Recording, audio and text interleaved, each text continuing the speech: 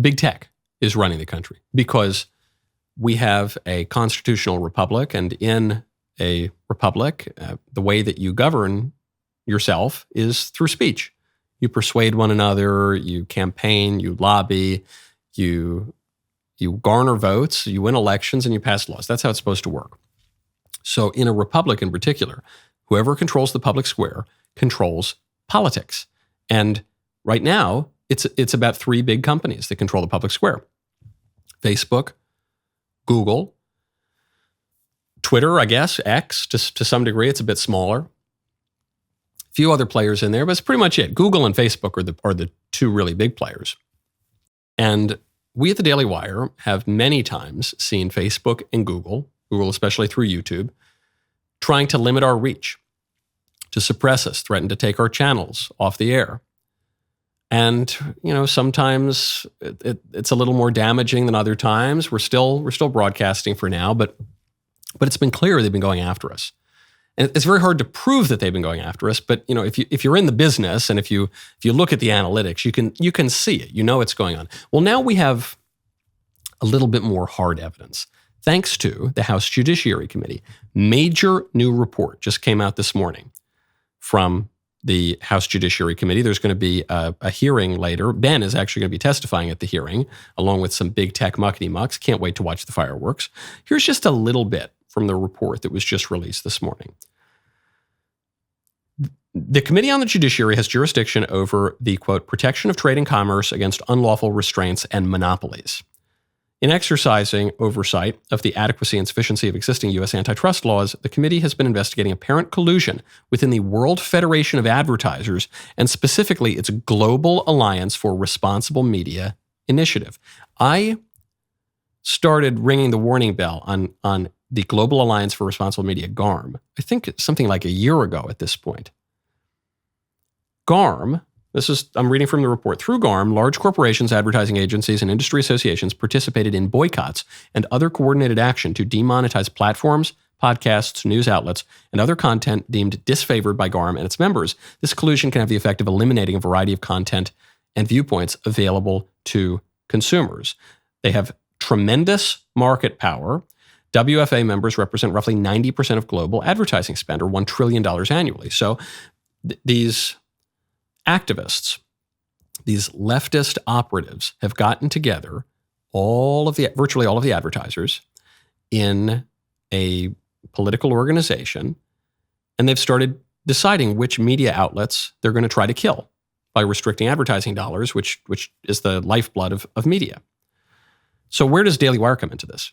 Daily Wire is specifically mentioned in this report because Daily Wire is specifically mentioned by the political operatives who are trying to control speech. Based on a 2022 study conducted by GDI, the Disinformation Index, the group identified the riskiest sites, or those that showed the greatest level of disinformation risk. Those 10 sites included the New York Post, Reason Magazine, Realtor Politics, the Daily Wire, the Blaze, the American Conservative, the Federalist, and the American Spectator. On the contrary, the list of least risky sites included left-leaning news outlets such as BuzzFeed News and Huffington Post. So you've got well-established outlets. The Daily Wire, about as mainstream as it gets. Realtor Politics, about as mainstream as it gets. New York Post, founded by Alexander Hamilton. Super duper risky. We've got to choke off their advertising dollars. We've got to suppress their reach. Least risky, totally above board sites. Huffington Post specifically has defamed me. I know I have experienced firsthand the disinformation from the Huffington Post when they lied about what I said at CPAC 2 years ago. No, but they're the least risky. They get all the advertising dollars. They get all the reach. GARM is led by a number of people, but initiative lead Rob Rakowitz. John Montgomery is the Executive Vice President of Global Brand Safety. We've got their internal documents, according to this House report. Internal GARM documents produced by the committee show a clear bias that infiltrates GARM's work and favors left-wing sources. In 2021, when Mr. Rakowitz received a question about the Daily Wire, he contacted two individuals from Group M, this one guy, this other guy. Rakowitz asked about the position on the Daily Wire, and he told the two men that GARM is, quote, explicitly nonpartisan and will not deplatform people that might run counter to GARM's worldview. Mr. Montgomery, however, explained how Group M monitors media it does not support, like the Daily Wire, to find something wrong. So they'll say in their documents, oh, no, we're nonpartisan. We're not going to try to destroy you just because we disagree with your political views. But you know what we are going to do? We're going to watch you real closely. And then we're just going to find something. It's like if a cop starts following a guy driving down the road. Any cop will tell you, you follow a guy for 2 miles, the cop can find some reason to pull you over. That's what this is, which is why on certain big tech platforms, when political pressure has gotten intense, they will suppress my reach. I'm speaking personally here, or they'll try to take my channel off air entirely. And very often the way they'll do it is not based on anything that I've said recently. It'll be something I said a year ago, 2 years ago. They'll have some operative dig all the way back to find something that also was totally unobjectionable, but they can find a way that it somehow violates some policy ex post facto. That would appear to be what GARM is doing. Why is this all happening now? Because it's 2024, and this is only going to get worse, and especially that we've got a Democrat nominee whose brain is applesauce. The only thing that the Democrats can do, I guess they can try to imprison Trump. That'll only help him. The Democrats can try to rig the election. At this point, I don't even think it's possible. Even Democrats are good at rigging elections. The gap in polling is just too great at the moment, especially in the swing states.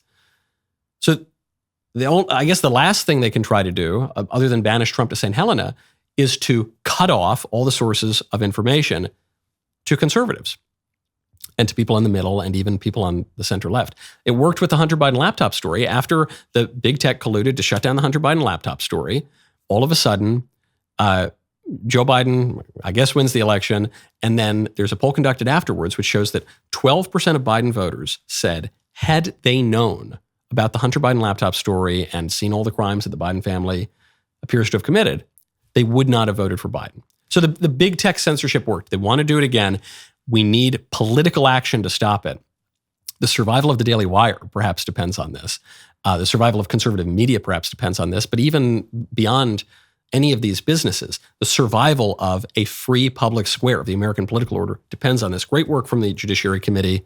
And I look forward to seeing our big tech overlords raked over the coals. And I really hope that something actually is done to stop them from doing what they're doing.